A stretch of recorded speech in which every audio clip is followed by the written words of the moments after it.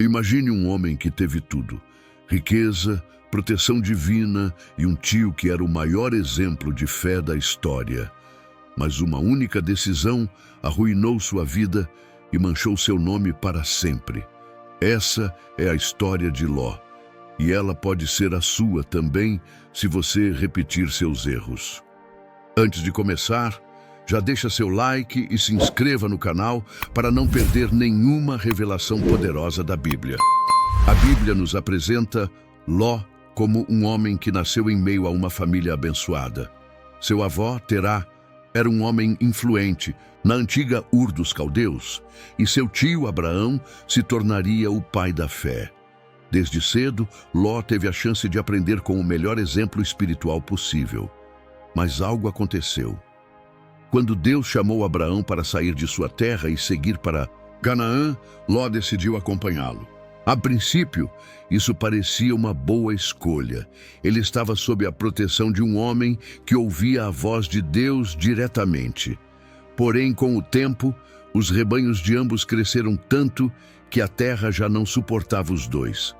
Foi então que Abraão, em um ato de generosidade, deu a Ló o direito de escolher primeiro para onde ir.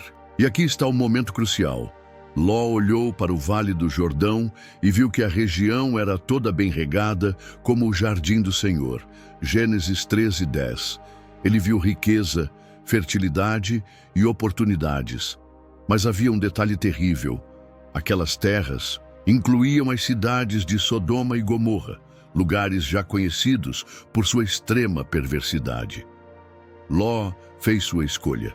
Ele armou suas tendas cada vez mais perto de Sodoma, até que, por fim, se mudou para dentro da cidade. Ele queria prosperidade, conforto e status social, mas não percebeu que estava trocando a bênção de Deus por um lugar corrompido. Enquanto isso, Abraão permaneceu em Canaã, confiando nas promessas divinas, mesmo que a terra parecesse menos atraente. A diferença entre os dois não estava na inteligência ou nas oportunidades, mas no coração. Um priorizou a fé, o outro, o imediato.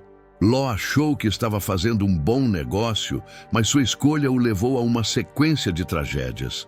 Será que hoje também estamos trocando o eterno pelo temporário? Comente abaixo o que você acha. E não se esqueça, deixe seu like, compartilhe com alguém que precisa ouvir isso e se inscreva para o próximo vídeo, onde revelaremos o dia em que Sodoma queimou. A decadência moral de Sodoma havia alcançado seu limite extremo. A cidade tornara-se um epicentro de perversão tão intensa que seus pecados clamavam aos céus. Enquanto isso, Ló, que outrora apenas habitava nas proximidades, agora estava profundamente enraizado na vida daquela sociedade corrupta. Ele ocupava uma posição de destaque, sentando-se à porta da cidade, lugar reservado aos líderes e autoridades. Contudo, sua alma justa sofria diariamente ao testemunhar as atrocidades que ocorriam ao seu redor, como nos relata o apóstolo Pedro em sua segunda epístola. Num dia fatídico, dois seres celestiais adentraram os portões de Sodoma, disfarçados como viajantes comuns. Ló, mantendo ainda algum resquício de virtude, insistiu para que os estrangeiros repousassem em sua casa, demonstrando preocupação com sua segurança. Esse gesto de hospitalidade revelava que, apesar de tudo, parte de seu caráter permanecia intacta. Porém, o que se seguiu foi uma demonstração chocante da depravação sodomita. Ao anoitecer, homens de todas as idades cercaram a residência de Ló, exigindo com violência que os visitantes lhes fossem entregues para satisfazerem seus desejos perversos. A cena era tão grotesca que o próprio Ló, em atitude desesperada e moralmente questionável, ofereceu suas filhas virgens à multidão enfurecida. Esse momento revela o quanto sua consciência havia sido contaminada pelo ambiente pecaminoso em que vivia. Os anjos, então, manifestaram seu poder sobrenatural, ferindo os agressores com cegueira temporária. Num tom solene, revelaram a Ló a verdadeira natureza de sua missão: Deus enviara-os para destruir completamente aquela cidade ímpia. Apesar do perigo iminente, Ló hesitou em abandonar Sodoma. Seus genros receberam o aviso com escárnio, considerando as palavras de Ló como mero delírio. Ao romper do dia, os mensageiros divinos literalmente tomaram Ló, sua esposa e filhas, pelas mãos, arrastando-os para fora da cidade. A ordem era clara e específica: correr para as montanhas sem olhar para trás. Mas a esposa de Ló, movida por saudade ou curiosidade, desobedeceu ao mandamento. Num instante, transformou-se em estátua de sal, monumento eterno aos que insistem em manter laços com o pecado. Enquanto os fugitivos alcançavam Zoar, uma chuva de fogo e enxofre começou a cair sobre a planície. As cidades de Sodoma e Gomorra foram consumidas num cataclismo divino de proporções apocalípticas. O juízo foi completo e irrevogável, servindo como advertência para todas as gerações posteriores. Ló foi poupado não por seus próprios méritos, mas em resposta às orações de Abraão. Contudo, sua salvação foi amarga. Perdera todos os bens materiais que o atraíram para Sodoma. Sua esposa transformara-se em monumento de desobediência, e sua alma carregava as cicatrizes de anos vivendo em compromisso com o mundo. O resgate foi milagroso, mas as consequências de suas escolhas permaneceriam para sempre. Este episódio histórico transcende seu tempo, apresentando lições atemporais. A justiça divina não pode ser eternamente protelada. A contaminação moral é inevitável quando se flerta com o pecado. E a misericórdia de Deus, embora grande, tem seus limites. A coluna de sal permanece como lembrete silencioso de que olhar para trás no caminho da fuga espiritual pode ser, e fatal. Ló foi salvo, mas como que pelo fogo, um alerta solene para todos os que, como ele, se deixam seduzir pelas aparentes vantagens do mundo em detrimento da vontade divina. Após a destruição de Sodoma e Gomorra, Ló e suas duas filhas encontraram refúgio na pequena cidade de Zoar. Porém, o medo os dominava. A visão apocalíptica da planície em chames, o trauma da fuga precipitada e a trágica transformação de sua esposa em coluna de sal deixaram marcas profundas em seus espíritos. Movidos por terror irracional, abandonaram Zoar e subiram para as montanhas, onde se esconderam em uma caverna isolada. Um ambiente primitivo e hostil, radicalmente diferente da vida urbana e confortável que conheciam em Sodoma. As filhas de Ló, ainda jovens e sem experiência do mundo, enfrentavam uma crise existencial sem precedentes. Elas haviam perdido tudo: seu lar, sua mãe, seus noivos, que haviam ridicularizado o aviso de destruição, e qualquer perspectiva de futuro. Na mentalidade da época, uma mulher sem marido e sem filhos estava condenada à marginalização social e à pobreza extrema.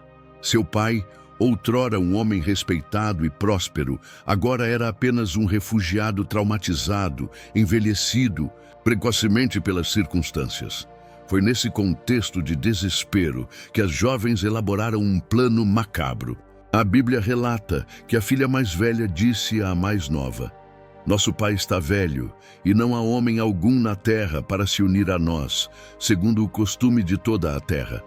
Vamos dar vinho a nosso pai, deitar-nos com ele, e assim preservaremos a descendência de nosso pai." Gênesis 19, 31, 32. Esse diálogo revela uma mentalidade distorcida pelo ambiente sodomita em que foram criadas, onde os valores morais haviam sido completamente invertidos.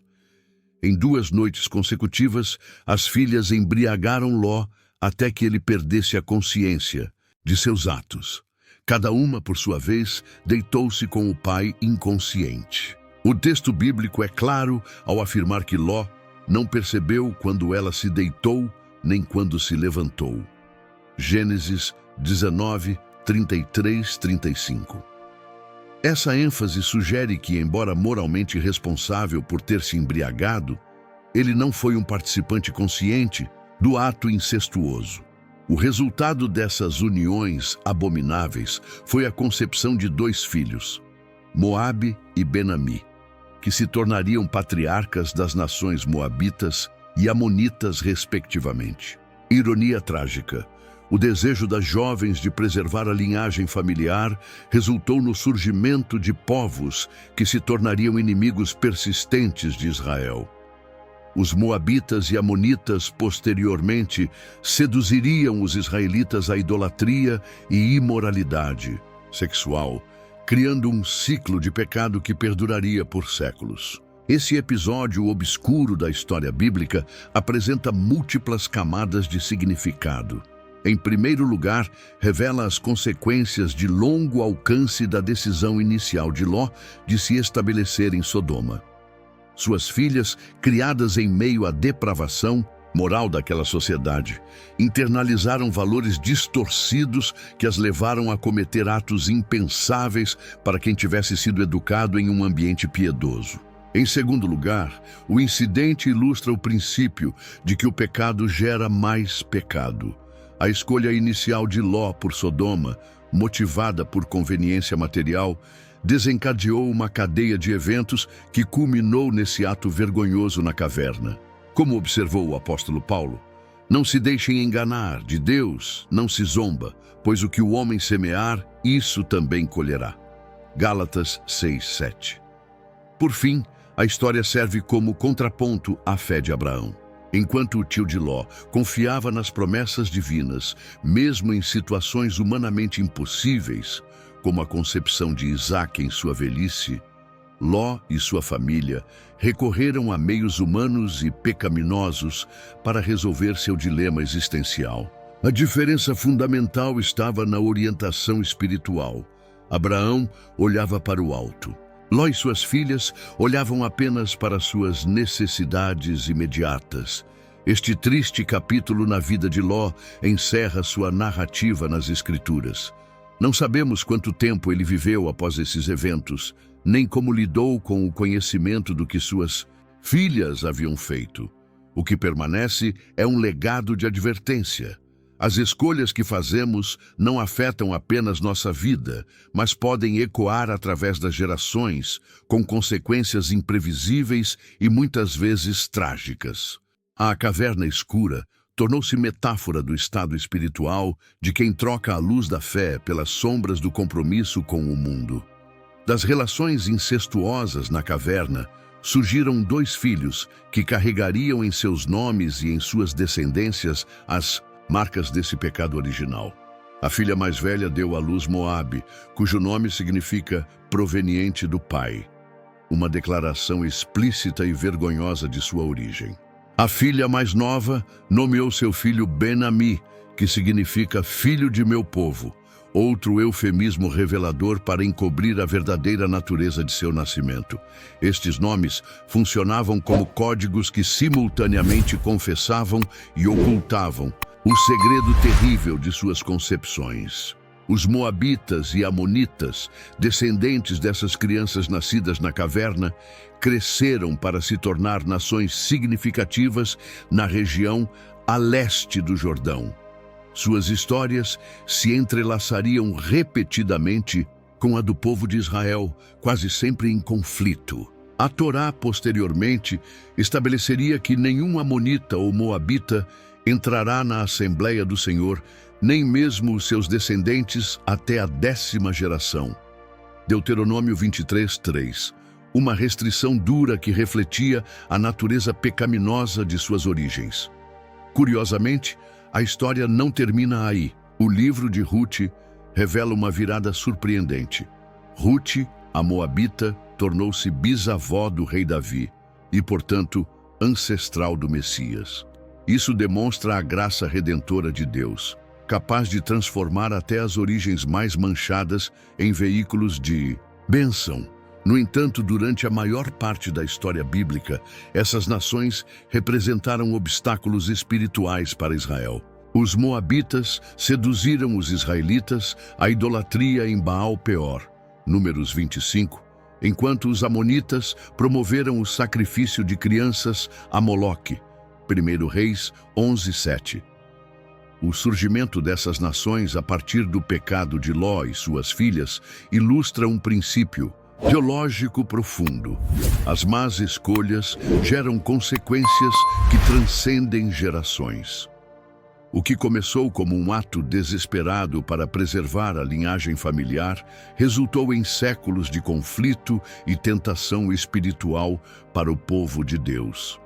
A geopolítica da região foi moldada por esse evento traumático numa caverna isolada. A ironia final reside no fato de que Ló, que escolheu as planícies férteis de Sodoma para garantir prosperidade à sua família, terminou seus dias nas montanhas áridas, deixando como legado nações problemáticas que lembrariam para sempre seu fracasso moral. Enquanto isso, Abraão, que confiou nas promessas invisíveis de Deus, tornou-se pai de uma multidão de nações e ancestral do Salvador do mundo. O contraste entre esses dois destinos permanece como uma das lições mais poderosas das Escrituras sobre as consequências de longo prazo de nossas escolhas. A história de Ló transcende seu contexto histórico para se tornar um espelho alarmante das tensões que todo crente enfrenta na vida contemporânea.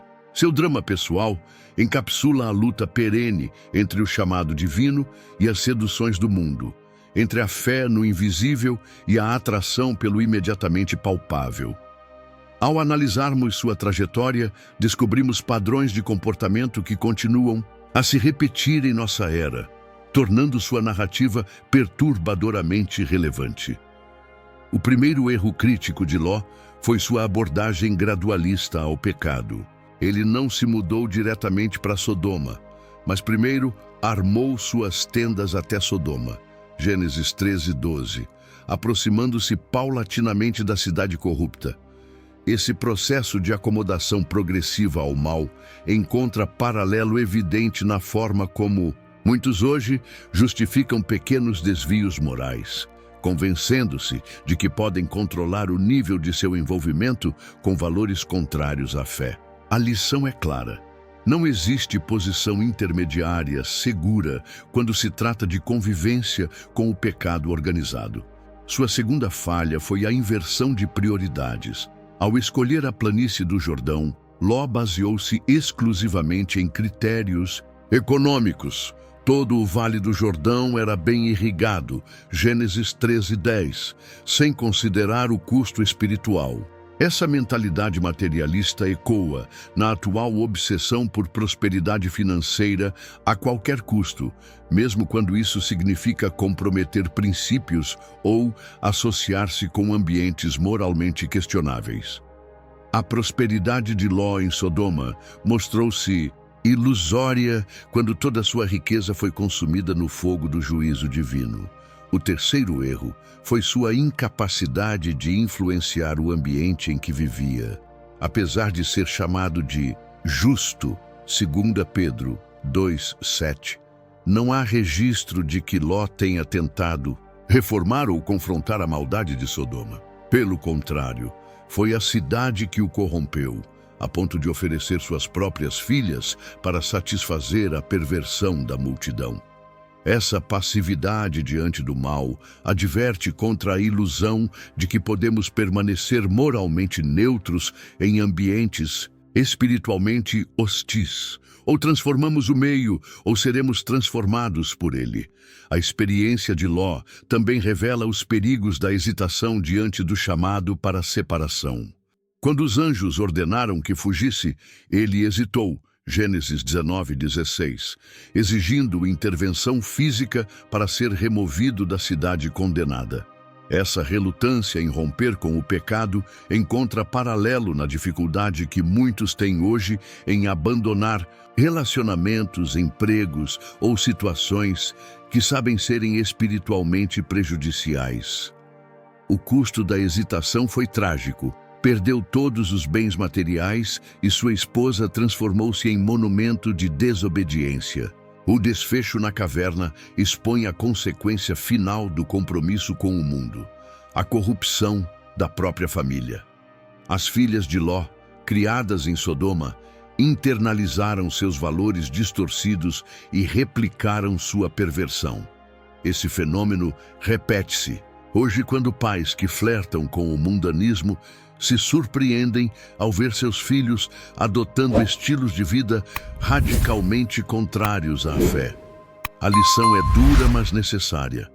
Não podemos esperar que nossa descendência desenvolva padrões morais mais elevados que os que demonstramos em nossas escolhas. Contudo, a história de Ló não é sem esperança. Sua salvação final, embora como que através do fogo, 1 Coríntios 3,15, testemunha a misericórdia divina que persiste mesmo quando sofremos as consequências de nossas más escolhas. O surgimento de Ruth, a Moabita, na linhagem messiânica, demonstra a capacidade de Deus redimir até os erros mais trágicos.